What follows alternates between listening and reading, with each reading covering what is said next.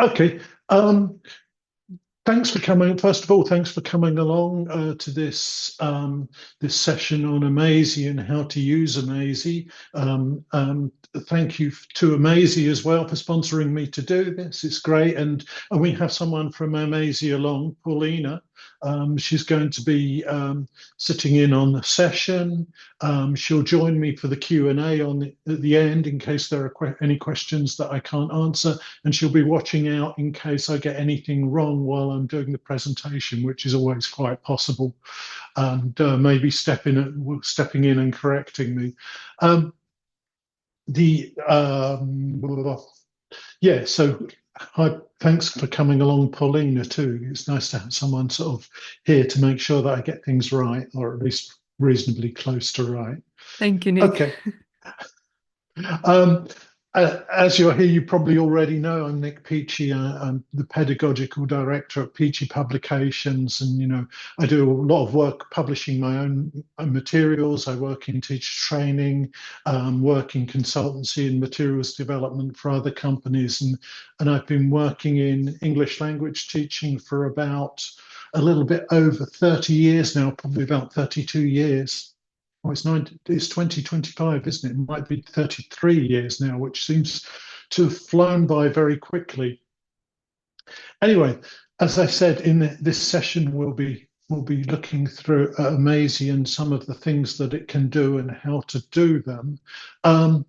If you want to make notes, feel free to do so. If you don't want to, I'll be sharing the presentation at the end so you can go back through it if you want to, and you can pick up on all the things we've done. So don't worry too much about making notes. If you don't already follow me, you can check out these links to my social media at the end, and I'll put the links into Amazy's social media at the end if you want to follow them and see the things that they do. Just to kind of build some kudos around my knowledge, I've been shortlisted for Innovations Award by the British Council 6 times, and these are 2 of the times I've won, and these are some of my books. Anyway, that's enough about me. I'll get started about telling you a little bit about Amazy. And Amazy is a platform for developing interactive content. But it's kind of more than a platform as well, because it has a community section, which we'll look at later, where people who are on the platform share their lesson plans together and can use each other's lesson plans, which is great. It's also a tool for building interactive lesson plans and interactive worksheets, so you can do lots of wonderful things like embedding audio and video and images into them, making them interactive for your students to use. And that's another kind of really nice and quite important feature of it. And in order to build those interactive platforms, it has a really big collection of tools. And we'll go into looking at some of these and seeing what they do and how you use them. But there are some really interesting tools that enable you to build some interesting activities and different kinds of interaction. The other thing that we'll look at is that Amazy also has an AI assistant, which can help you develop content to build your interactions around, which is great. So if you're having trouble coming up with the text for your materials, you can use the AI assistant to do that. And the other nice feature is that it has LMS properties as well. So we'll look at how you can actually track the interaction that your students are having with the materials and see what answers they're getting right, what they're getting wrong, and those kinds of things, and how you can sort of manage those materials. So lots of different features, lots of nice things to look at and observe. And I'll go through the process of actually building a few lesson plans, or at least activities as well, and show you some that have already been built. Okay, before I get into that, I'll be open about this. Amazy is a commercial product, and so it's something that you need to pay for if you want to use it. At least if you want to use it long term, beyond the trial. Um, and I think there are good things about that and bad things about it. Of course, teachers always want free tools and for things to be free. But as history shows us, or at least for me, because I've been in educational technology a long time, there are big advantages to paying for things, and big disadvantages to getting for things for free. If you use only free tools, they're quite liable to disappear at some point, because the realistic aspect of educational technology is that if the company isn't making money, it's not going to be around for very long. So if you're producing things for free, you have a limited amount of options. Either you run out of money and you end up closing the company, which, if you've invested, as I have many times, in building a presence or building materials on a platform that then disappears, that can be really frustrating. So, if you're a commercial company is more reliable, they're not just going to disappear overnight. The other aspect of free materials, of course, is that, there's this saying that if you're not paying for a product, then you probably are the product. And, which basically means that, they're free materials, free platforms are often gather information about you, or they might be selling information about you, or they're using you to market to through advertising. Nothing wrong with that as long as it's transparent, but that can be a problem for you and for your students. So it can be much safer to actually pay for a product than it is to get it for free at times.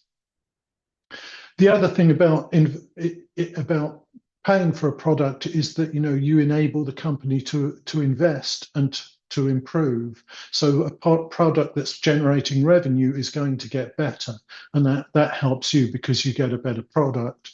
And last thing, I guess, is that there'll be some support there. If you're having problems learning how to use it, or you want to learn more about it, there will be some support. I've forgotten what was on here.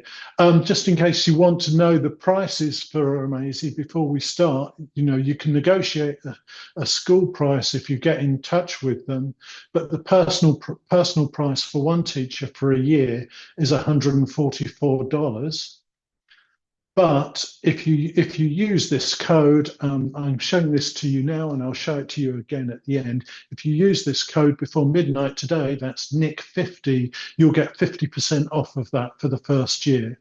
If you take a bit of time to think about it and you use it before tomorrow, then you'll only get 20% off. So that if you like this session and you do decide that you want to use it, then sort of try and sign up today if you can.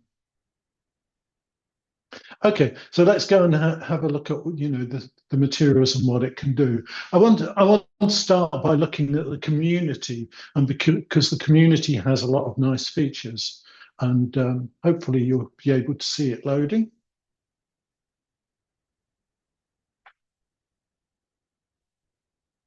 Okay, so there's the community side of things.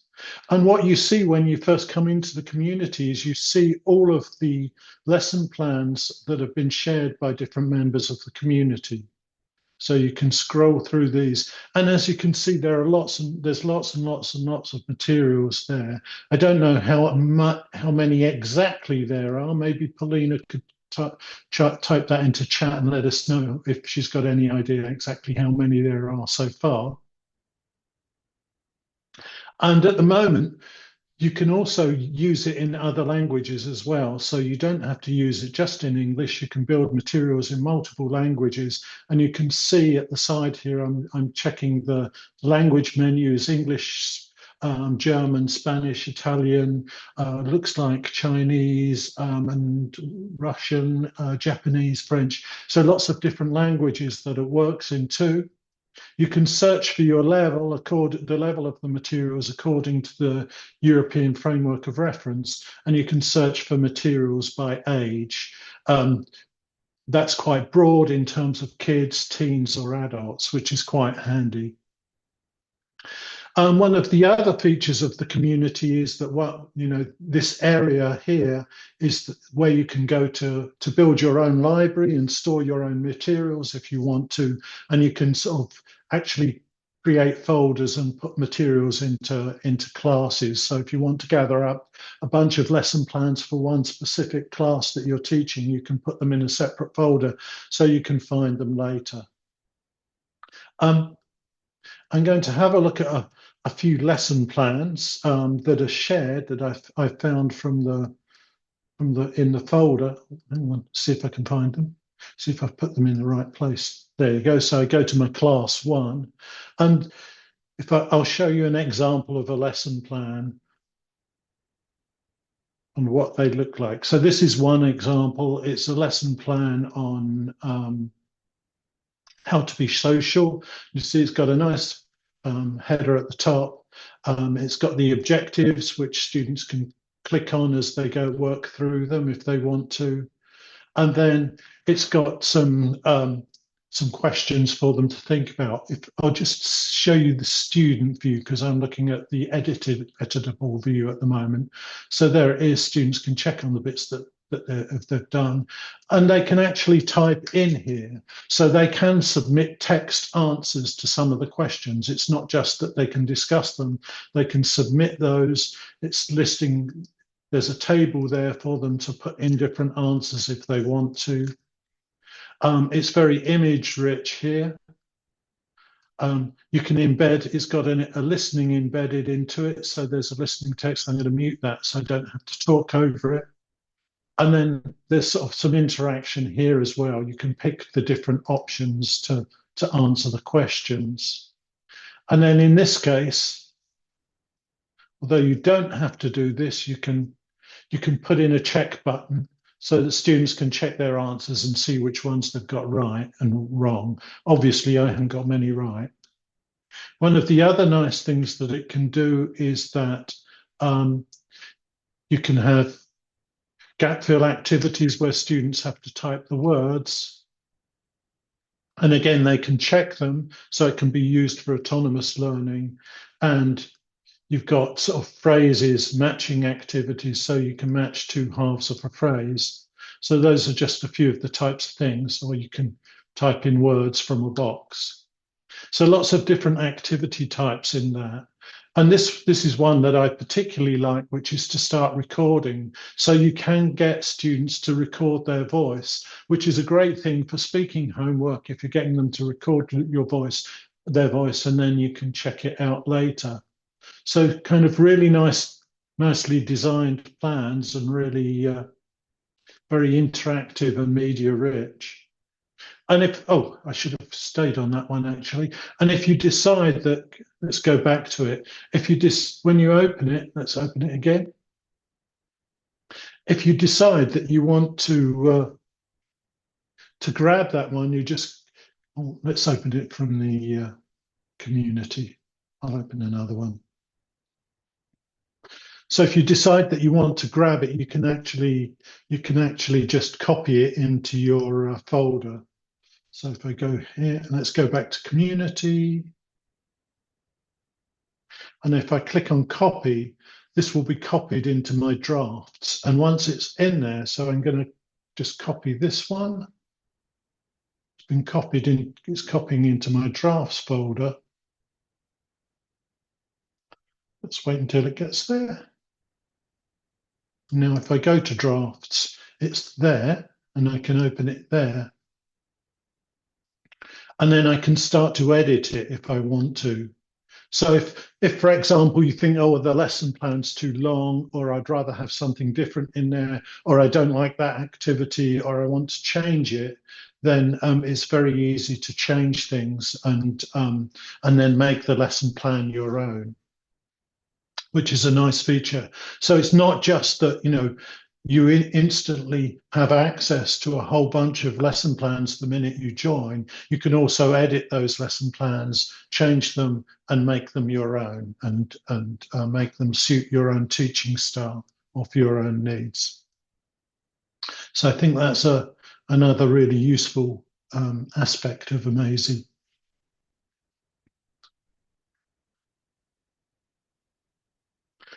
Okay.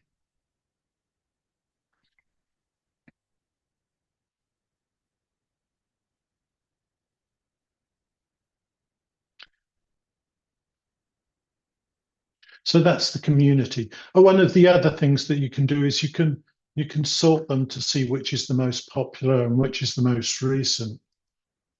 When you open these plans, you also should be able to see who created them as well. So next to the copy to drafts part, if you want to contact the author in any way, you can actually get in contact with the writer of the materials. Maybe you want to follow up on something or check something with them, or just say, "Hey, those are great materials." You can do that just by dropping them a line there. One of the other aspects of it is that within when the lessons are within the community, if you find that you're finding lessons that you really like and they're by the same person, then you can check out the person and see what other lesson plans they've published. Here's Paulina. Paulina's been busy publishing lesson plans. You can find out a bit about her here. You can follow her if you want to be notified when she adds lesson plans, and you can see all the plans that she's added. So if you kind of find someone who's producing materials that you really like, you can go and follow them up and potentially steal all of their materials to use in your classes. So if that's the case, you wouldn't have to create any of your own. So that's the kind of community aspect of it. No, and I think that's kind of really useful stuff. Okay, the first thing that I did when I logged into Amazy was, and I started learning how to use it. I thought, because I produced my own lesson plans, I thought I'd try and reproduce one of my own and see how that went. So I have a lesson plan here that I developed for and published myself, which is on space tourism, and I'd sort of built it using a kind of presentation style like I'm doing now. There were some nice things about it, and it's got audio in and things like that. And I thought I'd take this video and see how I can convert it for Amazy. And so that's what I did. And I was kind of pretty impressed with the things that I was able to do with it. And this is free to grab if you want to. And you can probably find it in Amazy. I'll see if I can. I'll go back to my plans and launch it as in student view. If I go back to my class.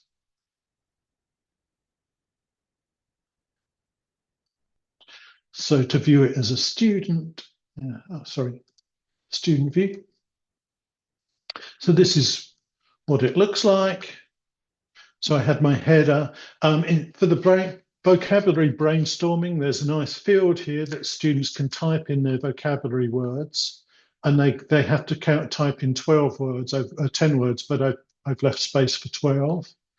And then I've got my image here, and this is a speaking activity. So I've given them some speaking things to do, and when they're ready, they can record their answers here.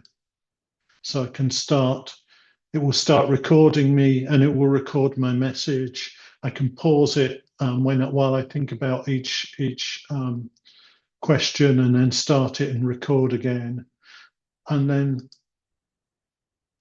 when I've finished, my student will be able to listen to themselves as well.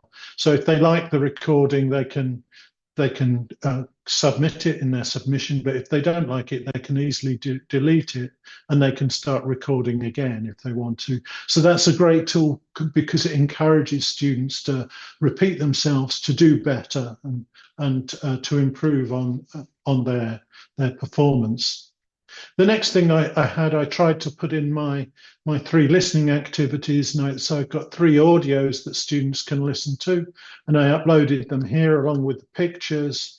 And then at the end, I put a little interactive list here. So they have to listen to the 3 audios and decide which of the people they agree with most. And then they've got a list, and they can click on the person that they agree with most. And so that's a really nice feature. Um, that one doesn't give feedback. And here, for listening for deeper comprehension, I'm getting them to listen to again, and this time they write a summary. And I've allowed for a word count of 20 words, so they can listen to each of the opinions and write a summary of it. And that was something that I wasn't able to do in my own plan, so that's good. And then lastly, I've got well, it isn't lastly, next I've got a dictation activity. So they listen to a sentence, and then after they've listened to it, they have to record themselves saying it. So again, well, I think it's a huge waste of time and money. And they click. And then when they finish the lesson plan, that will be submitted to me. So there's a few sentences for them to record. Then there's a discussion with their partner, which they'll do either when they come back to class or um, or they can do it online if you're delivering this online. And then there's a role play as well, which they can do, which would be a classroom activity. And at the end, they've got a reflection task. And again, I've put in fields here so they can write in their reflections. And when they're ready, that when they close it, it will be sent to me and I'll be able to see their answers. If I go back to drafts, I'll show you where I find the answers. So if I go to shared, which is on the left-hand side here, and go there, I can see here are my different students and the lesson plans they've completed. And so there's Paulina's one. So I can go in there. I can open it up. I can see that she hasn't written any vocabulary. Um, I can listen to her recording. She's recorded her speaking, so I can listen to it there. She's selected person one who she agrees with, and then I can check her dictation activities to see if she's got them right or not. And again, she's done some other recordings, and so I can go through and check them. She hasn't got anything in reflection.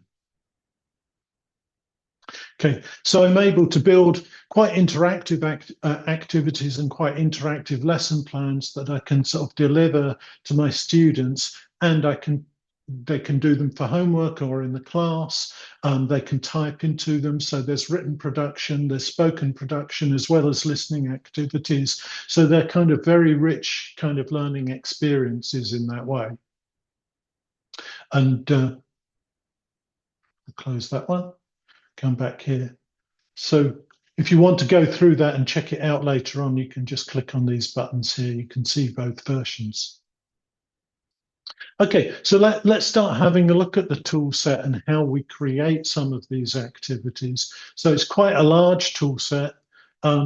Some of these are formatting tools like headings and dividers and things like that, and some of them create interaction. So some of the interactive ones are things like recorders that I use to record their speaking. You can do gap fills, matching activities, things like that. And you can add videos and audios and things like that from the images and media. We'll have a look at it and actually have a go at, I'll show you a couple of activities that I've created. So these are some example tasks. So this one is which I called Slaying the Dragon. And if I go to edit, you can see that the editing. When I want to add something to this, to the lesson plan, all I have to do is click on this part here. So if I click on the cross, it brings up that checklist of different things and I can start adding them. So for example, I've got an image already. I've put in a list and I can add items to the list if I want to. And then I've got my video. So before they watch the video, which of these things, I ask them which of these things happen, then they can watch the video. And this one.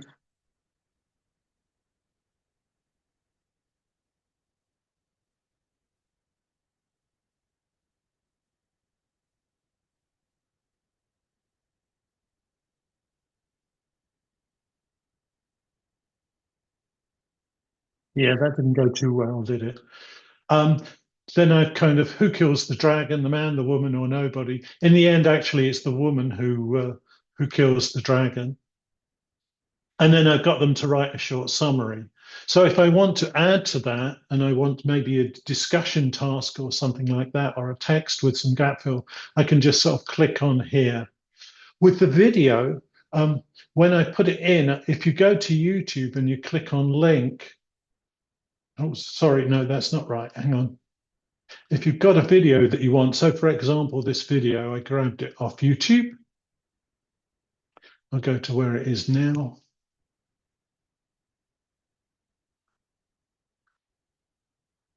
And I grab the share link. So when I'm adding a video, all I need to do is just copy and paste it in and it appears instantly. So it's very easy to add videos like that. If I want, when I added the word boxes, if I want them to do writing, I can do that in a number of ways. Okay, so I can add it as word counter, in which case it adds these fields, and I can decide, I can stipulate how many words they're allowed to write in that. Or alternatively to doing that, I could do it as a table. For example, if I wanted them to break up their answers and categorize them or something like that, instead of doing that, I could add in a table and I can stipulate the number of rows and columns that I want. And when it's published, so if I go to student view now to see what that looks like, the table, they're able to write into those columns. So they can submit any amount of words into the columns in the table if they want to, or I can have a specific word count. So those are, as you see in this one, I've got a list there. If I want a checklist, that one isn't a checklist actually. That's, sorry, I'm having to drag my view over. Let's go back to edit. So if I want to add, say for example, a checklist, I just go to this one.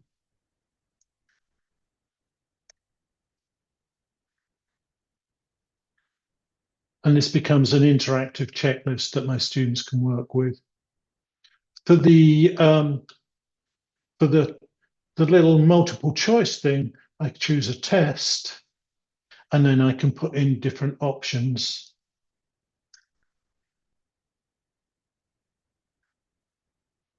When I'm using a test,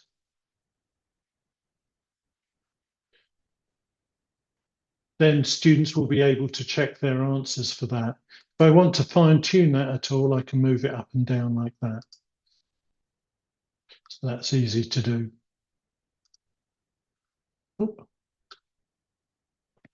So as you can see, very easy just to add in different kinds of media whenever I want to. If I want to add an audio file, I can upload an audio file or a video. Or if I want an image, I can sort of search for one on Unsplash and add images. So I don't have to sort of start collecting my own images and things like that. So very easy to sort of add those kinds of things to it. If I look at another example, I created a dictation activity here.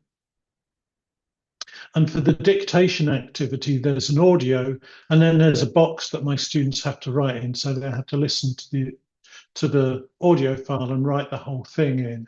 And for this one, as I want them to do it self-access, if they click underneath, then it reveals the text so they can check their own work. I don't know how wise it is to do that and whether you trust your students to do the writing themselves before checking the work. But if you want to do it as a self-access activity and you trust your students, then that's a great way to do it. Other kinds of activities I can do. I like using infographics, for example. So, it's quite easy to actually upload infographics. And this one's about ways of managing stress, and it asks about which ways they've tried. One of the other really nice features that it has with, especially if you use infographics, is you can ensure that they're accessible. I always feel a bit guilty because infographics aren't very accessible for people who use screen readers or who have sight problems. But if I want to, and if I go to edit, let's go to edit now. And if I click here, there's a tool called an image decoder. And this is really useful because it enables you to upload your image and it will transcribe it for you. So it can save you an awful lot of time. So if I get my image here, that's my image. It's my infographic about stress, and I upload that. What it will do is it will analyze that image and take all of the text out of it and create the text underneath. Okay, initially it puts the image in first for you to check, and there's all the text from my infographic. So if I have students who need to use screen readers or who have sight problems, lots of students who have sight problems use a screen reader so it will read to them, then they can, then it's very easy to convert that into text. And so it increases the accessibility of your materials. And if I just refresh that, you'll see that the model one has gone. So there's my infographic that I uploaded, and there's the text version of it yourself. It isn't always 100% accurate, and there might be a few little things in it, but then you have to go through it and check it. But that still does save an awful lot of time for if you've ever tried to annotate the whole of an infographic, you'll realise that if they're sort of text rich like this one, it can take you quite a lot of time. So that's another really useful tool.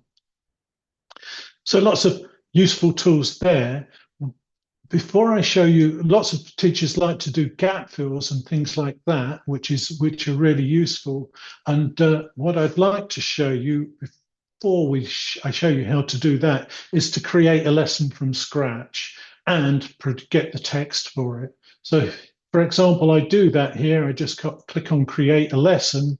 And if I'm in a hurry and I haven't got any materials to start from, I can very easily still create a lesson. So I want to create a lesson about sustainable development goal number 4. Hopefully I've spelt that correct. No, I'm correcting it there.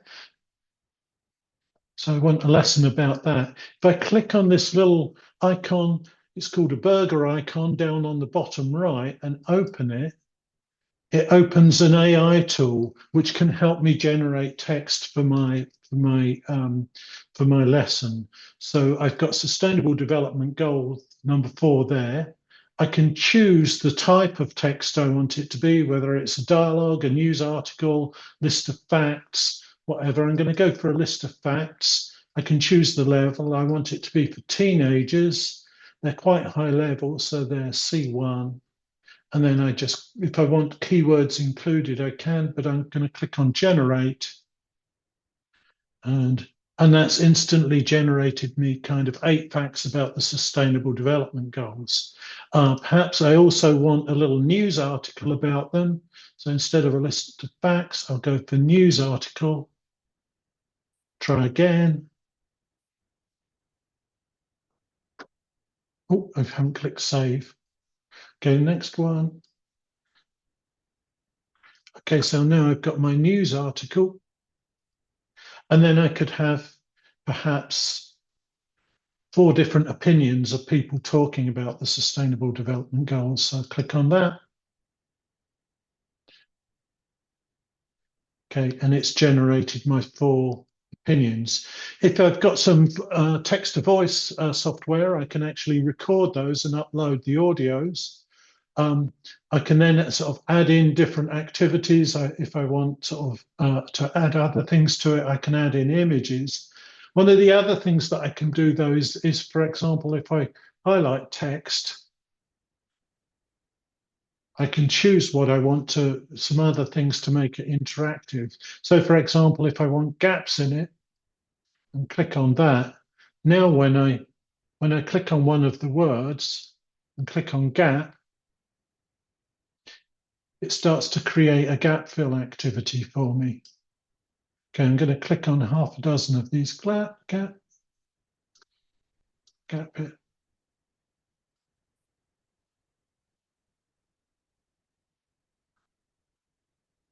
Okay, so I've chosen some, I should choose more carefully really. I choose some keywords. And if I go to... Just a quick note, Nick, for the gaps activity, you will also need to write the wrong options. So this one is not a gap filling, but more multiple choice kind of an activity. Okay, so I'll show you what it looks like. So for this one, when I click on the gaps, no, it's only showing one. Is that because I've got the option wrong? Yeah. Last So time I did. when you use gaps, you need to choose the word to send to the gap, and then you also write the wrong option. So for each gap, we will have several options that you've introduced yourself. So for example, if you go to ensuring, click on it again. Uh-huh. And on the left, you can write wrong option. So the student will need to choose between, and you can write as So I many can wrong type in a options. wrong option Yeah, as well. yeah, That's that yeah. gap. If you So that, want free input gaps will be the one where the student will need to write the words, and we also have matching gaps where the student will need to choose from all the words you've sent to gaps. I like the matching gaps one actually. So that's matching gaps. So now if I Yes. select one of the words, click on gap, goal, gap, potential, gap, communities, I still have a lot to learn, don't I? And then I go to student view. And then when I click on it, I actually get a choice from those ones. So I have to click on the different ones that I want to use. And if you want to change your mind, you can click on the one you've already chosen. It's okay. Okay, I can go back and And choose. it will And, it will take as a student, I away, get yeah. to check those as well. The other option that's very common is actually having a gap. And so if it was a listening activity, for example, you could gap it and get them to write in, which I guess is free inputs gap, free input. So when I click on that one and I create the gaps, circumstances, gap, okay. And then I go to student view to see what that looks like. So this one's an empty gap and I actually have to type in the word. So I'd listen and type in. So three different alternatives there. You can put an option in and a wrong and right answers. If you want to, you can choose from a word cloud, which is the matching one, and you can have a type in one. So different ways of creating interaction there. And of course, all generated from an AI text very quickly. So that's sort of quite a useful feature. We'll see how we're doing for time because I'm sort of running out of time a bit. And as I said, once you go to the shared file, you can see all the lessons that you've shared with your students, and you can check them out there. In terms of sharing lessons with your students, because that's the other important part, I need to make sure I've got to the right part for this.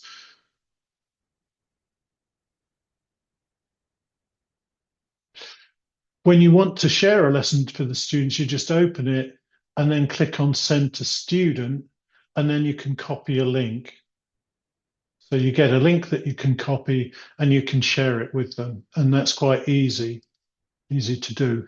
If you want to share it with someone else, say a colleague, to get some feedback, you can click on this one so it's at open access to view only. And if you do that, it won't be recording their input. It will just be sort of showing them and they'll be able to interact with it, but it won't include their input.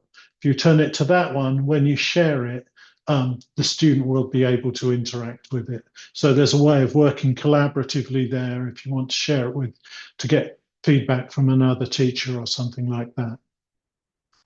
So that's easy to do. Okay. So now if I go back, so we've had a look at the AI assistant. It enables us to create text very easily on any topic, and select the level of it so it's level and age appropriate and in multiple languages, and that's very easy to use. And we're able to manage learning as well and track what our students are doing and how they see how well they're doing. In terms of teaching context, and where you can use this, it's great for online teaching if you're in this kind of environment, because you could be sharing links to the lessons with your students and they can work through them, or you can work through them together. It's great for a connected classroom. Say you're in a physical classroom, but your students have got iPads or laptops or mobile devices. It's mobile friendly. You can share a link to them and they can be working on their iPads together in class. And you're still recording their answers because they're still going into the LMS section. So you know what they're answering. They could still be recording audio if they wanted to. It's also usable in an unplugged classroom. So, for example, if you haven't got an internet connection in your classroom, you can still print out the worksheets and they can use them in a printed way, and you can set up other activities for them to take home. Great for one-to-one or groups. You can get students working together on them. Great for homework. You can use them with any age group from young learners through to adults. And you can select, it doesn't take a high level of digital literacy from your students. All they've got to do is be able to click through and do the activities. So it's not like they need to have high levels of digital literacy to do them. So it's very flexible in that way. If you try it out and you decide to sort of try it out, whether you go for you go for a 50% discount for the year or you just sign up for a trial, some things that I recommend you to do is go and have a look, try and find 2 or 3 lessons from the community, try them out with your students and get some feedback from them and see how your students react to them. Try creating a lesson that you have already, like I did. I took a lesson that I'd already built, so I had all the media and the images for it, and I just thought, okay, well, what can I do with this in Amazy, and looked at how I could build it in a different way. So that was quite interesting thing to do. And then, of course, try and build your own lesson, give the AI assistant a go and try and create your own lesson and see how it does. So those are some things to try. I've just seen a question and about correction, and I don't think it corrects their work for them. You still have to do that, or you see what they've done. If you're struggling with any of if creating any of the activities or anything like that, there's a video here and there's a link to Amazy's YouTube channel, which has lots and lots of tutorial videos in. So if you need any help with it, go and look at all the different tutorials there. They're all quite short and they should sort of help you get your head around what you need to do in order to build those activities. So they're really useful. I gave them a go before I started creating my activities. Last thing is a Q&A by any means, by all means, if you have any questions, there's a QR code here that you can scan. If you scan the QR code, you'll be able to input questions if you want to input them, and we'll be able to see them and try and answer them together. If you use the QR code, you can remain reasonably anonymous. If you're not bothered about remaining anonymous and you just want to turn on your microphone and ask them anyway, by all means do that, or you can type into the chat if you want to. Any of those is an option. But there is a QR code there if you want to remain anonymous. I'll give you a couple of minutes to think about that, and then Paulina and I'll try and do our best to answer your questions.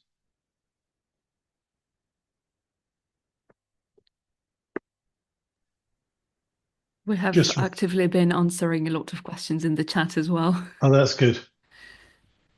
Oh, sorry, I've lost. Let me go back to the QR code page.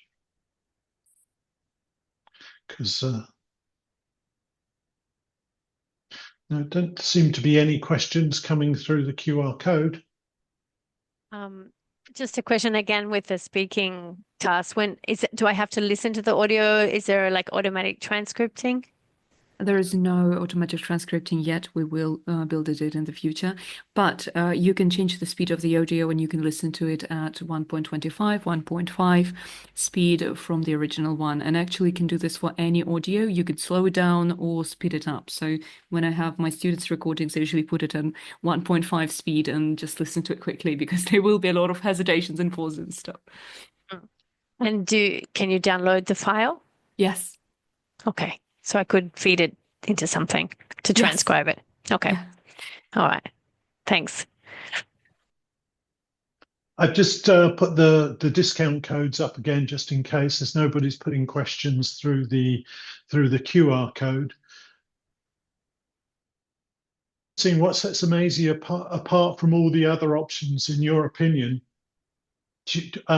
In my opinion, I think it's very simple to use. It's quite simple to use once you get your head around it. I think the community aspect of it is really good. You know, you're going into a platform that already has sort of loads of different options built into it. It's mobile. It is mobile responsive. I just saw that question there, and so I think, I really like the aspects of being able to gather students' audio recordings and their written work and be able to see them and check with them. Quite versatile as well in terms of use. You know, it's not just an online tool or just a connected classroom tool. You know, it does have the potential to be printed up and used for homework activities. It's great to have the AI assistant built in as well. That's quite a big feature, I think, which makes it much easier to use. Any other questions? May I also add one thing, that when you've shared a lesson with a student, you can always reset the student's answers. So it's not that they've done the exercises and that's it. You can also reset them. And I've noticed that, like, by using the platform in general, my students have it has boosted their learning autonomy a lot, and they all ask me sometimes to go back to one of the lessons we've done in the past and just reset all the answers so that they can do this one more time, go through everything again as a homework, maybe, or as like personal thing. So they do love using it and they do enjoy, you know, working with it, playing around with all the exercises, and even going back to all the lessons to review and revise everything.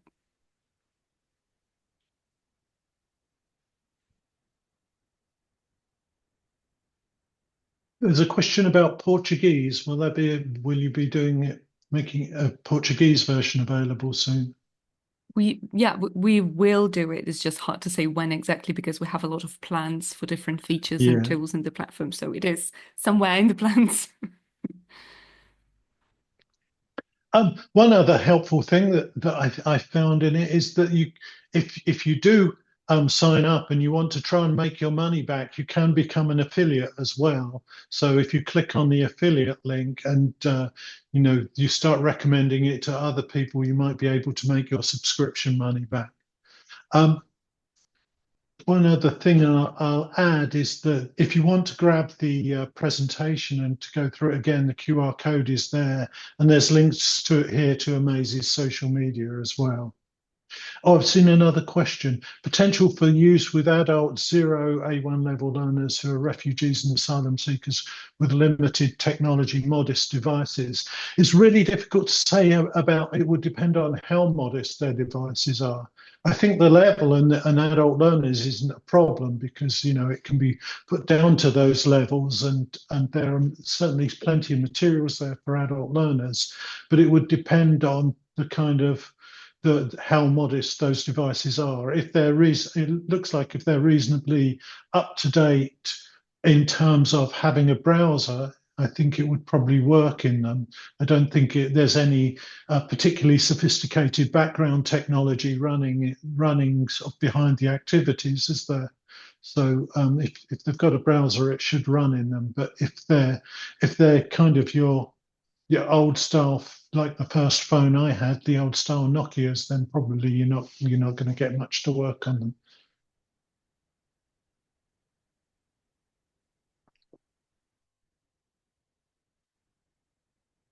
Just checking to see if I haven't missed. How does one integrate the LMS system? Does students need to subscribe or to teachers add? Paulina, I think students have to, they don't have to subscribe, No, but I they was do just have to typing the log answer. in. So, Yeah, so basically, if you simply are shared lessons with, then you don't need to subscribe to the platform. So if the only way you use the platform is get lessons in the shared, then you use it for free. So students don't need to buy any subscriptions or anything. yeah, so it's always Teachers, free for yeah, students. yeah, teachers But they would just need to have an email address, I'm well, they assuming, do if need they want to to log in. sign up on the platform. There is an option to create a view-only link to the lesson so the students can access the material and interact with it and do the exercises. But because it's only a view-only link, the teacher will not have access to what the student is doing there. Unless the student shares screen, or also the student will not be able to save their progress. In order to save your progress and share it with the teacher, you need to have an account on Amaze, so the student will need to sign up. But if it's, for example, a kid, or if you want to showcase your material to a potential student or potential employer, you can send them a view-only link of your lesson. So they can interact with it, but it will not save anywhere. Um, a statement I saw, Paulina, in the chat is that, it's difficult for some teachers in some parts of the world to have access to hard currency. And, depending on what part of the world you come from, the subscription could be very cheap or very expensive. I remember talking to Kate, and she did, I don't know if I'm supposed to mention this, but she did mention that there are discounts for people who are struggling in or who don't have access to hard currency and things like that. Is that a possibility? Was I Yes, absolutely. imagining that? Just you can contact us at kate@amazy.uk. We have typed in the email address in the comments section several times. I can just try to find it and type kate@amazy.world. Sorry, here. Yes, in this case, you can try to contact us and we will see what we can do for you. So there is some flexibility there. Yeah, that's great. Because I know I have the same problem with my own materials that, I know for some people they're very cheap and for other people they're just impossibly expensive. And so, to be able to have that flexibility is quite good. There's a question about certificates for the session. I'm afraid there aren't certificates for this session unless Amazy want to issue them. But I think you will be sent a copy of a recording of the video. Is that right? You'll be able to Yes, send we them a are recording of the recording. video. Great. We are recording the video. We will send the recording link to all participants. And if you want to do a trial, I think it's just 99 cents for the first month. If you want to try it out and see how it works for you, which isn't an enormous amount, I guess. It's less than a cup of coffee, isn't it? Yeah, true. And I think, I think it's a great thing to try out, give it a try. Try it with some students if you can.